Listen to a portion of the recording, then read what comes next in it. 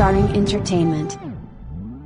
So what I want to ask from IMO is, given that products like this are positioned normally as treatment type of products, are there any active efforts on the part of the brand to position this as part of the preventive type of treatment or preventive type of product? Yeah, let me answer that. Thank you for that question. And we are very proud that IMO Philippines is the brainchild of a national eye care awareness campaign in the Philippines.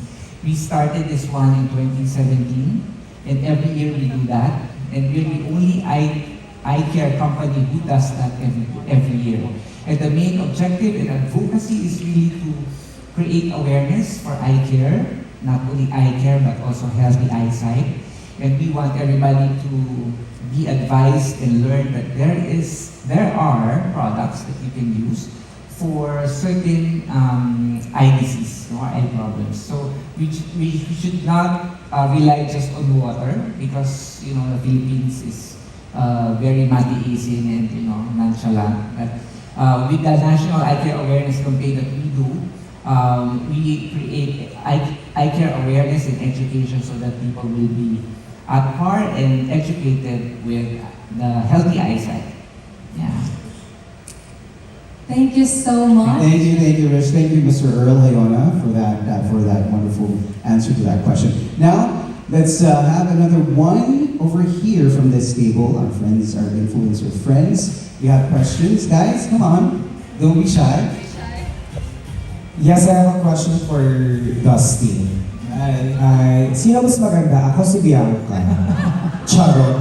And then for Sir Earl. Yes. Sabi ko na eh. Hindi ka talaga nakikinig kanina, nakakinig ka lang kay Dustin. Diba? Nakasagot ka siya agad. Tatayo po ako. Okay. Graded recitation pala ito. Sir Earl, kasi ako talaga ay as a Gen Alpha. Wow.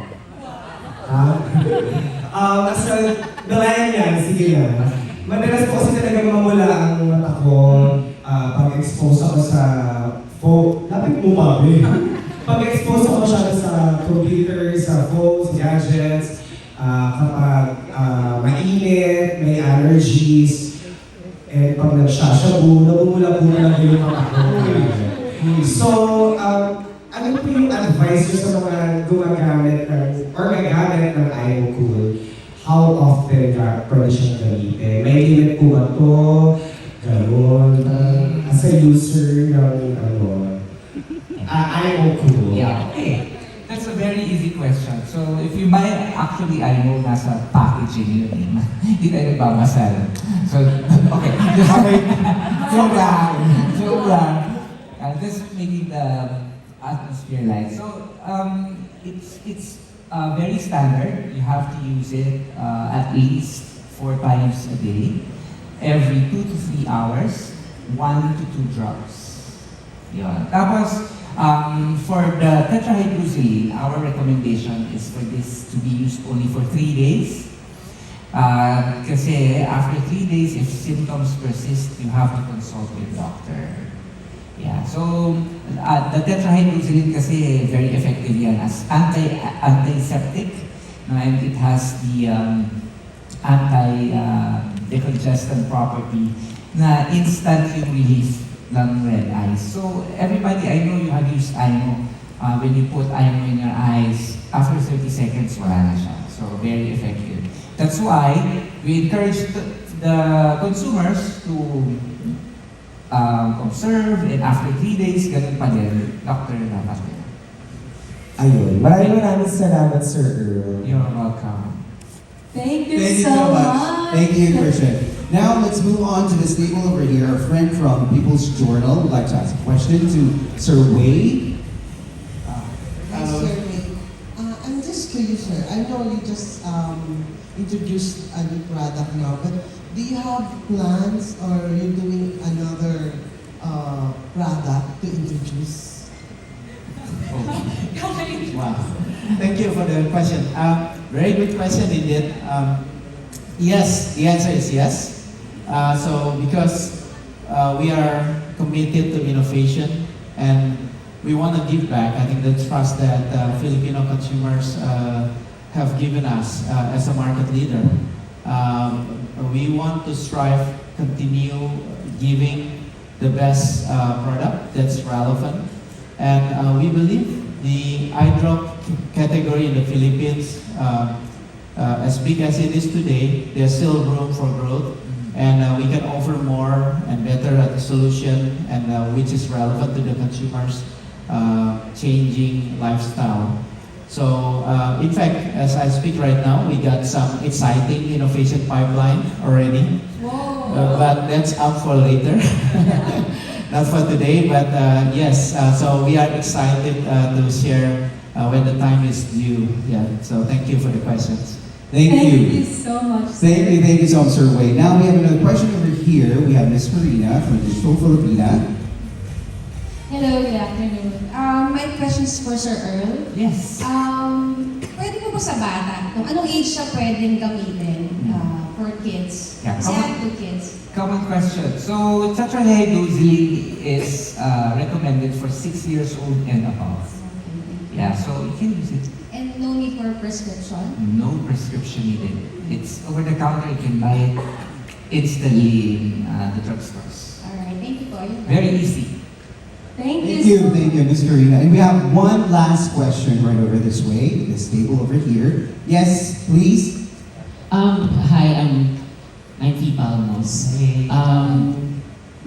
First, thank you very much for introducing this cooling effect in the Philippine market because it's been a long time and IMO is really, talagang Pinoy, at least in the context of the Philippines, IMO talaga yung that first that comes to mind. So thank you very much for introducing this variant. My question is, we're so thankful for this variant, but since being Gen Alpha as well, at Alpha yata attendance natin. at naka-eye glasses. Of course, this is for the Gen Z, pero yes, magbabayad din po kami para bumili nito. I'm just curious if it's in the pipeline because some of us are wearing contact lenses.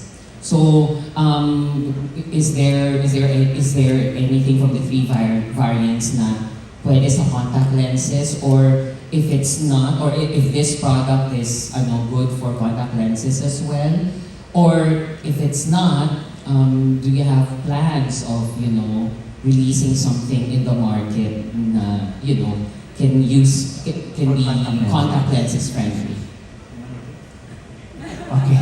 All right. To answer you can anything. Ano pa kami? Ako na lang. Ako muna. Okay. So first for the question of contact lenses, users of contact lenses can use IMO, of course, but you have to take it off. Yes, take it off first. You cannot put the product while you're wearing your contact lenses.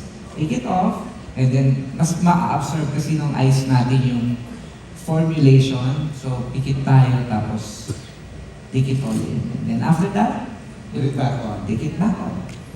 And for the second question, I think for So the second part of the question, whether we will or we are looking into introducing a product that can be used while wearing the contact lens. Yes, that's something that we are also looking into. So wait, Thank you. coming soon, very soon, hopefully. I need that variant. There you have it. I'm done here with the questions here on the floor. Take it away. Thank you so much, partner. And that brings us to the end of our Q&A. What a refreshing and recharging session that was. So I hope everyone got their answers. Nakuha niyo ba? Yep.